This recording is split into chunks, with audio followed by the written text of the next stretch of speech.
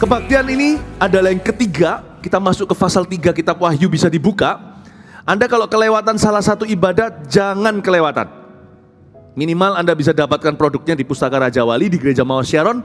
Anda bisa mengikuti seri ini dan ibadah berikutnya juga kalau bisa tetap menyaksikan live streamingnya atau tetap bersama dengan kita di sini. Saya mau welcome juga di ibadah ini GMS Pontianak masih bersama dengan kita, kasih tepuk tangan untuk mereka. Welcome home.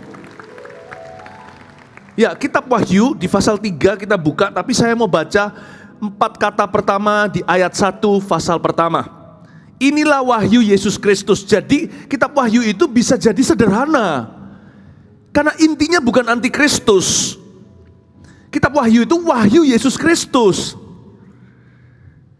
Ya, belajar tentang Tuhan bukan sekedar tentang kejadian-kejadian di dunia ini. Kiamat apalagi, bukan hanya ini. Kitab Wahyu itu wahyu Yesus Kristus. Katakan wahyu Yesus Kristus. Ya, kalau kita belajar kitab Wahyu, ujungnya itu mengenal Tuhan. Bukan pintar tafsirkan Alkitab lalu tahu kejadian-kejadian, itu iya. Tapi yang utama adalah mengenal Tuhan. Dan inilah wahyu Yesus Kristus juga berbicara tentang aplikasi sehari-hari. Jadi kitab Wahyu ini menjadi tuntunan kita setiap hari, karena wahyu juga firman Allah. Firman Tuhan itu pelita bagi kaki kita, terang bagi jalan kita. Jadi bukan cuma nubuatan apa yang akan datang, tapi kitab Wahyu juga adalah tuntunan bimbingan Tuhan setiap hari dalam hidup kita. Jadi mari kita pelajari kitab Wahyu dari sisi aplikasi. Katakan aplikasi. Aplikasi itu bukan yang di handphone kita, app itu bukan, tapi ini yang bisa di-apply, firman yang bisa diaplikasikan di hidup kita langsung. Gak tunggu 666 di dahi lah, apalah dan sebagainya, atau sesuatu yang gak pasti. Wahyu penuh dengan pewahyuan dan kepastian untuk kita. Ya, ambil catatan khotbah, nyalakan HP-nya juga gak apa-apa untuk mencatat firman. Mari kita belajar, kita Bible study, mari kita dalami. Wahyu pasal 3 kepada jemaat di Sardis. Ya. Wahyu pasal 3 ayat ke-1 kepada jemaat di Sardis, dan tuliskanlah kepada malaikat jemaat di Sardis, inilah firman Dia yang memiliki ketujuh roh Allah dan ketujuh bintang itu. Aku tahu segala pekerjaanmu, engkau dikatakan hidup padahal engkau mati. Karena ini adalah pelajaran perdana kita, jadi saya harus kasih backgroundnya juga. Nggak mau terlalu panjang lebar supaya saya bisa lanjut langsung ke intisarinya. Tetapi karena ini adalah minggu pertamanya, sekilas saja ya. Tuliskan kepada malaikat jemaat. Malaikat jemaat di sini adalah pendetanya gereja-gereja. Hamba Tuhan atau pastor, gembala itu seperti malaikat Tuhan, malaikat Tuhan di dalam jemaat. Ya, mereka tidak sempurna, kami ini tidak sempurna, tapi kami punya tugas menjaga Anda. Jadi tuliskanlah kepada malaikat, itu bukan malaikat sungguhan. Karena kalau itu malaikat beneran secara supranatural, ngapain tulis surat? Rasul Yohanes sedang diasingkan di Pulau Patmos, disitulah dia dapat pewahyuan. Wahyu Yesus Kristus dan kejadian-kejadian di dunia ini di akhir zaman. Nanti next kita ketemu, saya akan jabarkan event-eventnya. Sebelum antikristus, waktu antikristus, sesudah antikristus, apa aja yang disebut dengan kedatangan Tuhan. Nanti saya akan ajarkan, tapi mari fokus hati kita kepada Tuhan, untuk mengenal Tuhan. Dan mari kita tangkap aplikasi-aplikasi yang kita bisa pakai dalam kehidupan sehari-hari. Hidup di akhir zaman ini dimulai dengan hidup sehari demi sehari. Hiduplah hari ini seolah-olah hari terakhir Anda hidup. Hiduplah setiap hari, karena setiap hari adalah hari Tuhan, bukan hanya hari Minggu saja ketika kita beribadah. Worship is every day. Karena itu maksimalkan hidup setiap hari. Karena setiap hari berharga. Katakan setiap hari berharga. Katakan kanan kiri ya, setiap hari berharga. Ya. Nah, Sardis adalah sebuah kota yang sangat kaya. Jadi jemaat di Sardis itu seperti jemaat di Beverly Hills. Rumahnya gede-gede tuh. Nggak perlu ke Amerika, kita juga bisa lihat YouTube ya kan. Atau kita bisa lihat foto-foto siapa. Itu gede-gede, besar-besar, nggak ada rumah murah. Jemaat Sardis itu didirikan oleh siapa saya nggak tahu. Siapa yang merintisnya, pokoknya ada gereja Tuhan di sana. Dan gereja Tuhan ini tentunya isinya banyak orang kaya yang diselamatkan. Meskipun tidak mudah untuk orang kaya masuk kerajaan sorga, lebih gampang unta masuk lubang jarum. Tapi Tuhan tetap menyelamatkan orang-orang kaya yang mencari keselamatan. Yusuf Arimatea contohnya, dan sebagainya. Orang-orang berpengaruh seperti Nikodemus, ada banyak sekali. Lydia dari Tiatira, ya kan, pengusaha industri kain ungu yang sangat mahal sekali zaman itu. Jadi kita melihat ada orang-orang yang berada, yang diselamatkan Tuhan. Tapi Sardis ini gereja di Beverly Hills. Ya, orang-orangnya semuanya prosper atau makmur-makmur. Ya. Nah, Tuhan menulis surat lewat Yohanes disampaikan kepada pendeta gembala Sardis untuk disampaikan ke jemaatnya. Dan Tuhan memperkenalkan dirinya yang memiliki ketujuh roh Allah, bukan berarti Roh Kudus ada 7. Tapi Roh Kudus itu begitu kaya. 7 itu angka sempurna. Ya, jangan superstisi. Nggak ada angka apes, itu nggak ada. Kalau kita naik lift gitu ya, lantai 13 jadi 14. 12 langsung lompat 14. Itu mau nipu siapa? Semua orang juga tahu kalau dihitung dari bawah itu angka 13, itu lantai 13. Jadi nggak ada yang namanya angka apes, angka beruntung, nggak ada. Cuman di sini ada sebuah ilustrasi bahwa Roh Kudus digambarkan sebagai sempurna karena orang Yahudi menganggap angka 7 itu angka perfect. Tapi 7 juga berbicara tentang dimensi yang kaya. Roh Kudus itu punya banyak karunia. Kepada yang seorang dia memberi karunia kesembuhan, kepada yang satu orang lagi dia beri kata-kata hikmat. Kata-katanya bisa berbobot begitu, baik aja waktu diajak bicara, waktu pimpin rapat, atau dalam keluarga menjadi jawaban buat family-nya sendiri, atau di dalam khotbah. Tapi ada orang tertentu dikasih Tuhan iman, orang lain goyah, dia bisa tenang dan berkata nggak apa-apa, pasti ada jalan keluar, beneran aja, beneran. Kemudian hari jalan keluar terjadi.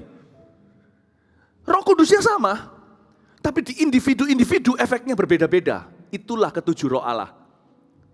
Ya, grace kasih karunia-Nya sendiri-sendiri setiap kita. Makanya itu kalau orang penuh dengan Roh Kudus, hal pertama yang kelihatan dalam hidupnya, dia nggak akan pernah iri hati dengan sukses orang lain.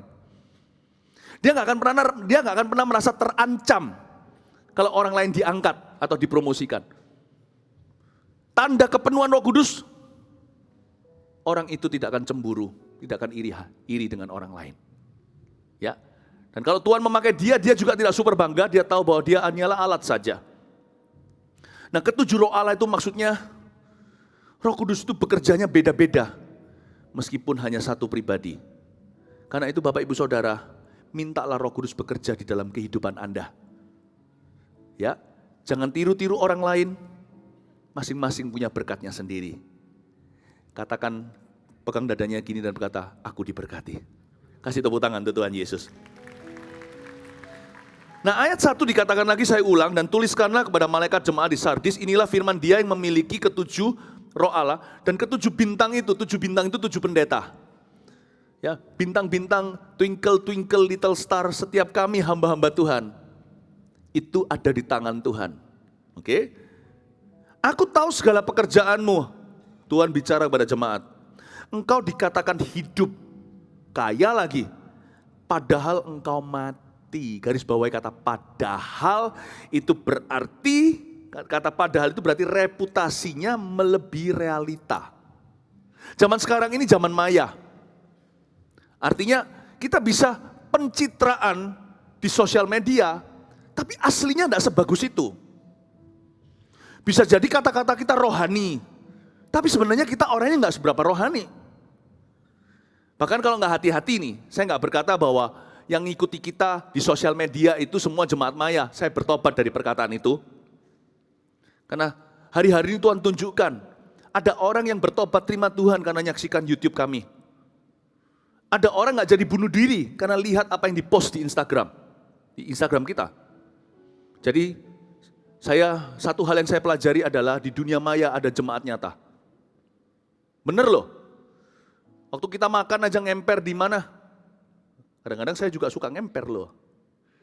Ketemu sama yang jualan dan berkata, saudaraku, bukan dari kepercayaan Kristen, terima Yesus menyaksikan YouTube Pastor Philip. Menyaksikan ibadah Gereja Mawar Sharon diubah. So I believe that God can work through media. Tuhan bisa bekerja lewat media. Zaman dulu ada sapu tangan Paulus, bahkan bukan teknologi. Terbuat dari kain dan kertas saja bisa dipakai oleh Allah. Apalagi yang dirancang dengan pikiran yang brilian. I believe that. Karena itu jangan sembarang posting. Ada orang yang suka posting contohnya di profil WhatsApp-nya. Apa itu namanya profil ya? Yang bisa. Lalu kata-kata yang mengeluh. Dasar gitu aja kok. Kata-katanya cuma gini, kira-kira. Ini saya buat-buat ya. Karena yang asli lebih berat. Dasar gitu aja marah-marah. Loh, kita kaget, lu ngomong sama siapa? Itu kan dia punya kontak ada 250. Dia marah paling cuma sama salah satu. Di posting di sana, dasar begitu aja marah-marah. Saya jadi pikir, lu ngomong sama siapa ini? Jangan gitu dong. Jangan gitu. Ya, saya ngerti. Kita enggak usah pencitraan. Tapi kita harus jadi berkat. Apapun yang kita posting harus blessing. Kalau enggak berguna, enggak usah. Kalau Anda merasa enggak puas dengan seseorang, ngomong aja gentleman kepada orang itu, ngapain pakai postingan? Pastikan jadi blessing. Namun demikian, ada pula di antara kita yang pura-pura jadi blessing, padahal hidup kita enggak punya blessing. Kalau yang gitu jangan Instagram, taruh dulu. Berlutut dulu di hadirat Allah, bereskan hidupmu. Kalau kita nggak hati-hati, kita akan tunjukkan sisi bagus kita. Padahal kita mati, kamu kira kamu hidup, kamu dikatakan hidup, banyak yang like, kamu dikatakan kaya, padahal kamu miskin, kamu bangkrut, kamu mati secara rohani. Ya kan? Ada orang-orang tertentu, kalau segala kebetulan, please tidak ada kesengajaan, oke? Ya, nah, firman itu bermata dua, mata yang satu tujuan adalah tugas saya, memberitakan apa adanya. Mata dua, kalau ada yang kesindir itu Roh Kudus, bukan saya. Kadang-kadang kita juga sama pernikahan, kita tunjukkan sisi, nggak semua ya, jadi jangan sampai anti romantis. Kita tunjukkan sisi yang super gimana, padahal di rumah gegeran terus. Nggak tentu loh, nggak tentu. Engkau dikatakan hidup padahal engkau mati, reputasimu melebihi realitamu. Itulah sebabnya penting postingan. Lebih penting adalah hidup sesungguhnya di dalam Tuhan. Dari situlah semua ini diberkati. Bapak Ibu Saudara, don't be too busy begini. Lebih bisilah hidupi. Begini sekali-kali. Lebih bisilah untuk kehidupan yang nyata. Itulah bahan materi sesungguhnya. Di sini loh Tuhan tegur, padahal belum zaman Instagraman. TikTok apalagi, belum masanya.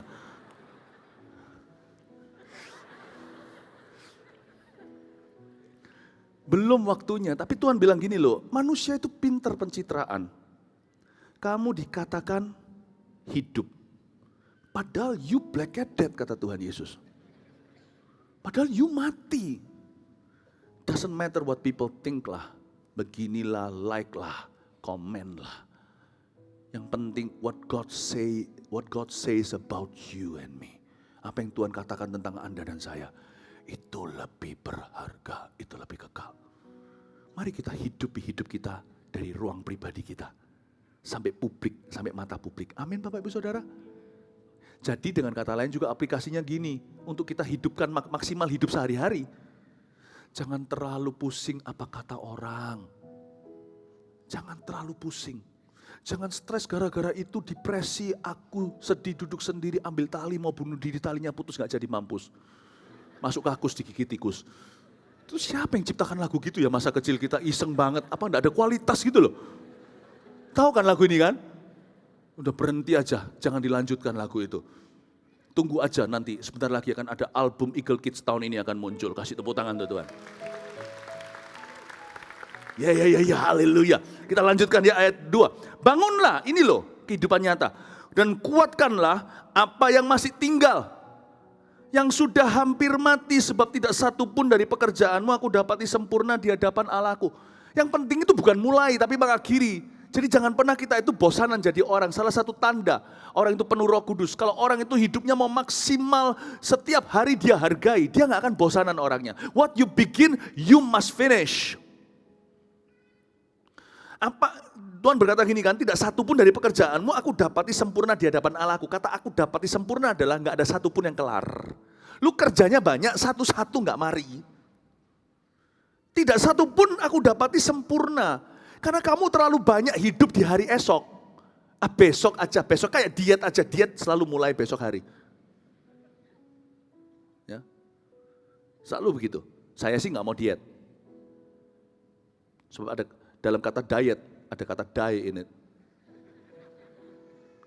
Saya mau hidup normal aja, seimbang, hati-hati jaga makan, enggak usah sampai menyiksa diri atau gimana.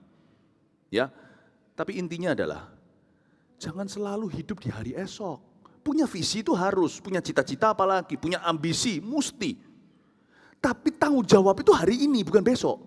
Tadi kebaktian sebelumnya saya ajarkan, Tuhan tuh melihat sukses hidup kita itu dari hari per hari yang kita kerjakan. Dan keberhasilan kita di hidup kita, itu tergantung aktivitas kita setiap jam. Termasuk liburan, yang profesional. Jangan pikirannya di kerja, nanti kerja pikirannya liburan. Tidak satu pun dari pekerjaanmu itu aku dapati sempurna. Kamu kok enggak kelar apa-apa ya? Ada anak muda yang sekolah ganti-ganti. Ya enggak apa-apa kalau papa mamanya kaya. Itu pun sebenarnya, itu juga sebenarnya kerugianmu sendiri. Apalagi kalau papa mamanya pas-pasan kan kasihan. Sebentar ambil ekonomi, besok mau ambil hukum, lupakan, besok mau ambil ini, nanti mau selesai semester terakhir lalu drop out. Ada orang yang begitu loh. Ini ngomongnya bukan fantasi, ini keluar dari realita. Kenyataan. Nggak ada satupun yang kelar, nggak ada satupun yang sempurna. Itu Tuhan tidak menuntut kita jadi sempurna. Tuhan menuntut kita menyelesaikan yang kita mulai. Dimulai kalau kita punya anak kecil. Dimulai dari sini. Sekalipun kalau kita makannya buffet, jangan aji mumpung. Jangan tunjukkan roh murahan. Kita kasih makan anak-anak kita dari kecil. Saya, istri saya selalu didik begini. Apa yang kamu ambil, habiskan. Anak kecil kan cenderung semua diambil lalu digeletakkan. Lu nggak apa-apa. Kadang juga merasa nggak rugi karena kita punya ilmu ekonomi. Gua bayar kok 99.000 makan sepuasnya, ya tak makan aja sepuasnya, bukan sebuangnya. Saya bilang sama anak-anak saya, you take, you finish. Makanya itu before you take, think, itu terutama mamanya. Karena saya juga punya kecenderungan yang sama, ngambil yang banyak dulu. Jangan, ajari, karena itu bukan makanan atau ekonomi. Ini ya, kita makan uang segini, apalagi kalau buffetnya mahal ya kan, ratusan ribu. Wah rugi aku, kalau kita makan sampai diare ya. Sampai diare. Ada orang loh yang makan tuh sampai diare. Permisi sebentar mbak, aku ke kamar mandi dulu. Unload dulu sebelum loading lagi. Orang yang buffet gitu, yang buka toko gitu, kasihan kena customer begini. Banyak merugi.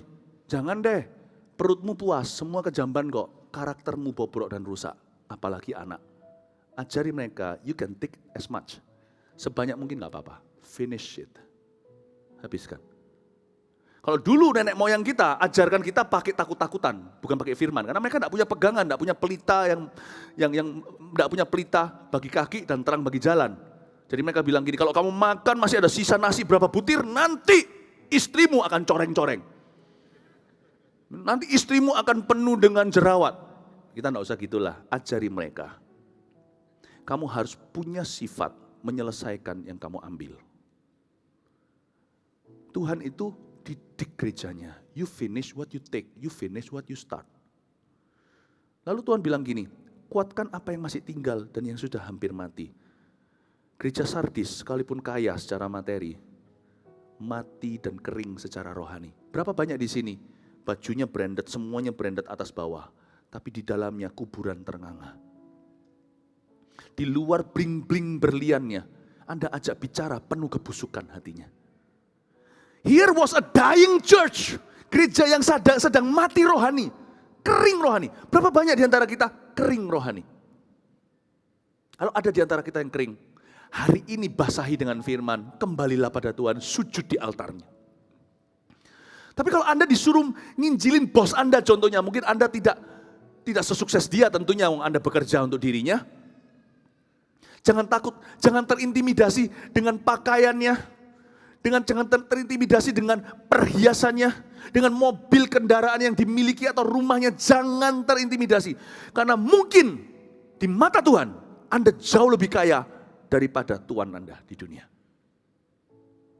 Anda jauh lebih bahagia. Kalau Tuhan suruh Anda injili seseorang, sekalipun orang itu kelihatannya lebih sukses secara materi, jangan minder.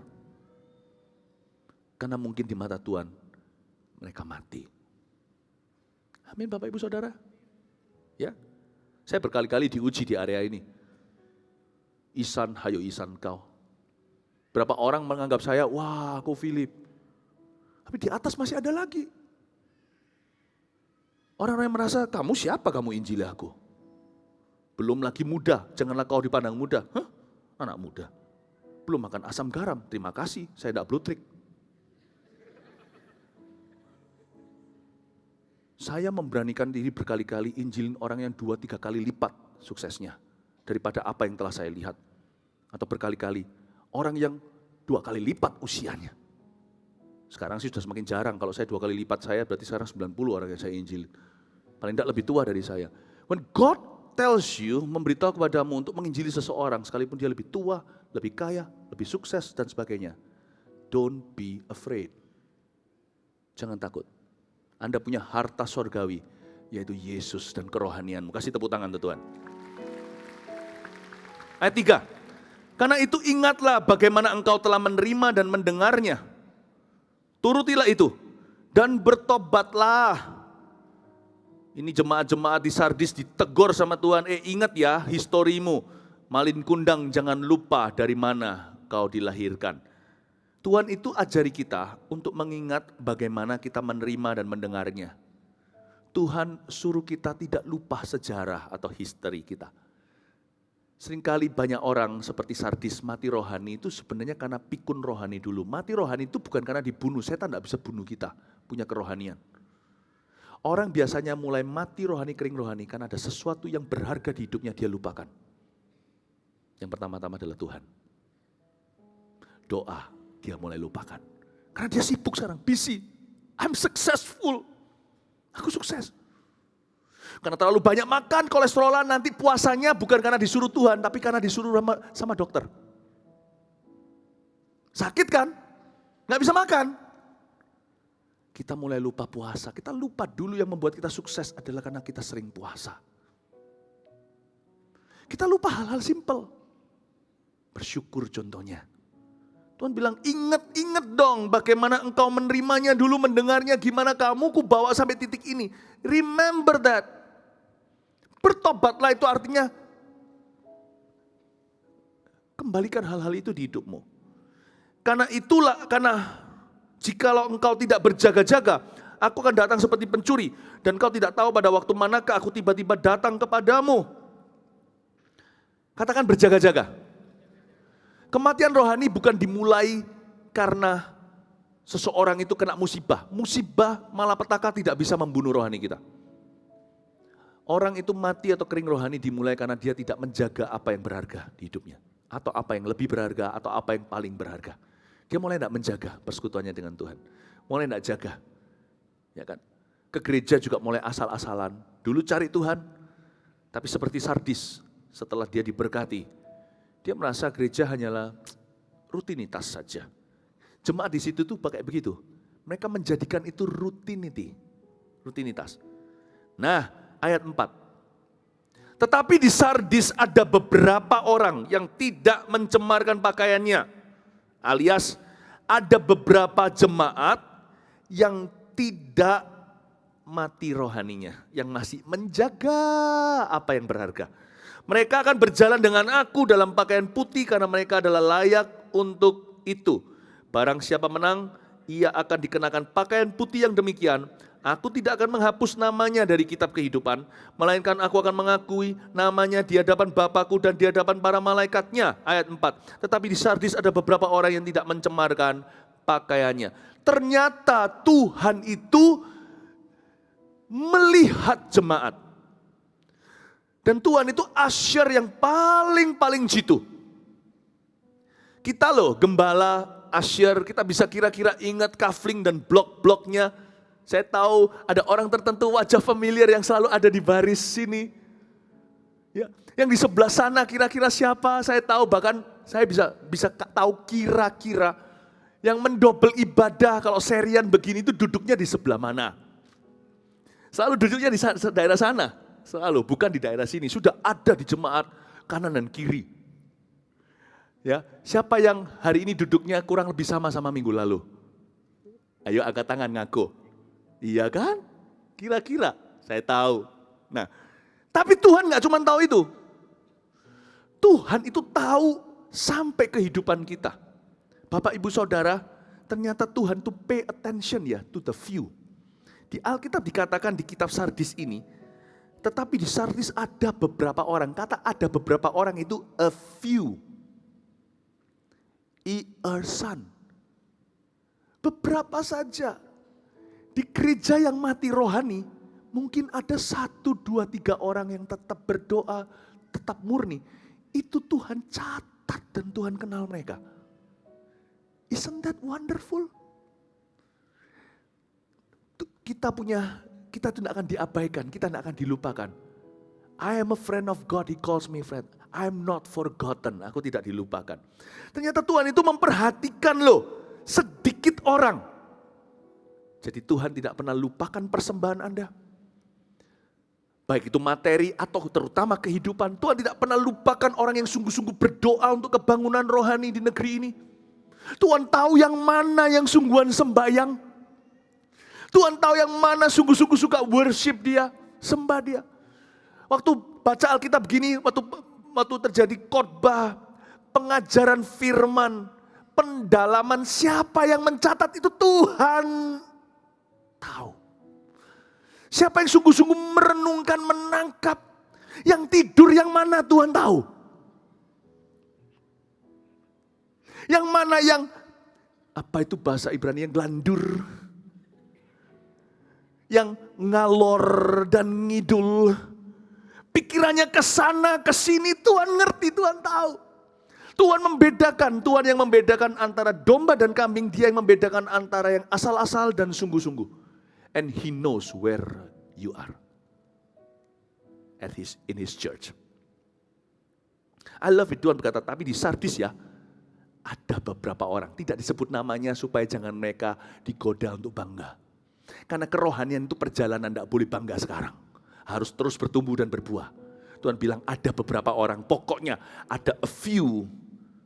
And I know where they're sitting. Tuhan itu luar biasa. Dan Tuhan berjanji orang-orang ini akan pakai pakaian putih sama aku. Orang-orang ini. Dan aku tidak akan menghapus namanya dari kitab kehidupan. Tunggu dulu. Di ayat 5. Aku tidak akan menghapus namanya dari kitab kehidupan. Kalau tidak bisa dihapus, kenapa Tuhan di sini mengatakan aku tidak akan menghapus? Saya tidak mau masuk ke dalam doktrin teologi yang sensitif dan peka. Terjadi perdebatan berabad-abad bahkan century sampai ratusan tahun, ribuan tahun. Bisakah orang Kristen kehilangan keselamatan? Bisa enggak? Saya tidak mau jawab. Saya tidak mau dahului Tuhan. Saya cuma beritakan firman. Alkitab mengatakan Tuhan bilang siapa yang menang? Bukan cuma pakaian putih. Aku tidak akan hapus namanya dari kitab kehidupan. Simple gini aja cara kita mengartikan ayat ini. Jangan main-main sama Tuhan. Jangan anggap kekristenan itu karcis di tangan untuk berbuat dosa. Jangan pernah anggap baptisan Anda itu sebagai license to sin. Jangan anggap bahwa kita sekarang mengaku Yesus di mulut kita, udah aman. Tidak perlu kita sehari-hari takut akan Tuhan, santai saja mati masuk surga. Saya cuma himbau jangan berpikiran begitu.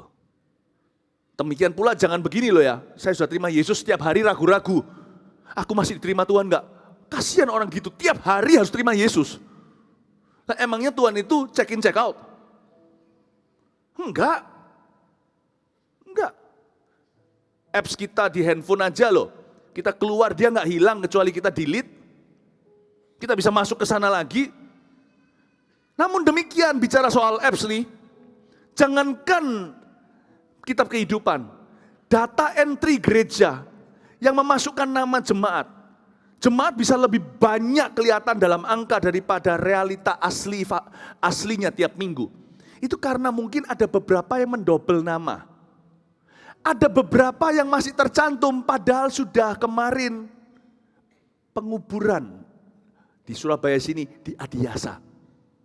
Ada beberapa belum dihapuskan, ada beberapa yang pernah jadi jemaat, nomor induknya pun ada. Lalu setelah itu udah pindah gereja.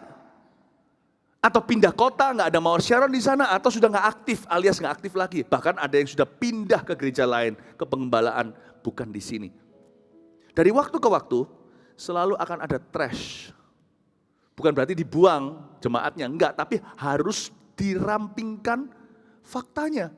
Jemaat ini sudah tidak ada Jangankan gitu, akun di bank aja harus terjadi kegerakan loh.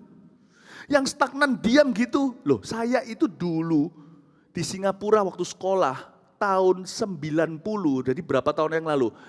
30 tahun lalu saya itu di Singapura sekolah. Saya sampai hari ini masih pegang akun bank satu tempat loh. Waktu dulu saya masih sekolah SMP, saya taruh uang saya di sana. Sebelum saya pergi, enggak tahu ya Anda yang kerja di bank lebih mengerti gimana ini. Saya masih ada sisa $12. Kira-kira sekarang akun saya itu di mana ya? Kira-kira gimana?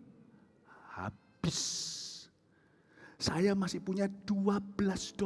Sorry, itu di bank satunya. Bank satunya saya masih punya $2.65.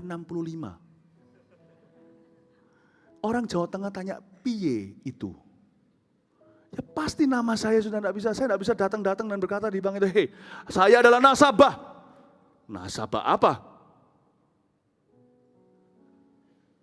Sometimes some people are just not so active di buku data entry-nya Tuhan.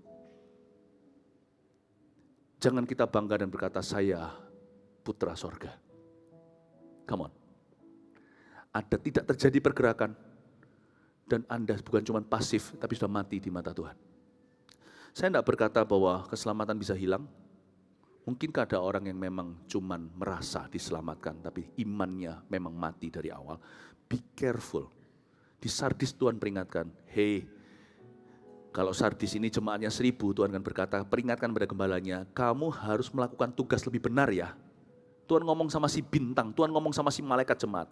Kalau kamu tidak mulai revive jemaatmu, tidak bangunkan rohani mereka, jangan-jangan dari 1000 orang kalau Tuhan datang atau mereka mati, 997 tidak akan ketemu pintu sorga.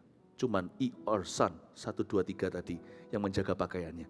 Kamu kira gereja ini semua orang selamat? Semuanya bound for hell. Semuanya akan ke neraka. Itulah sebabnya mimbar harus dipakai untuk kebenaran. Terus memberi terang, menerangi dengan pelita sorgawi yaitu firman Allah. Gereja di Sardis bisa berakhir sadis jikalau mereka tidak bertobat. Amin Bapak Ibu Saudara. Please jangan jadikan Kristen atau gereja sebagai tempat perlindungan untuk berdosa. Sebab Tuhan tidak akan pandang bulu, Tuhan tidak takut padamu dan padaku. Dia berdaulat, ketok palu itu terakhir adalah Alfa Omega. Enyahlah kamu, aku tidak kenal kamu, pembuat kejahatan. Aku bernubuat, aku tidak kenal. Aku mengusir setan, aku tidak kenal kamu. Yang ngusir itu namaku. Malah justru kutambahkan satu dosamu, menyebut nama Tuhan dengan sembarangan setelah mengusir setan. Kau hidup seperti setan.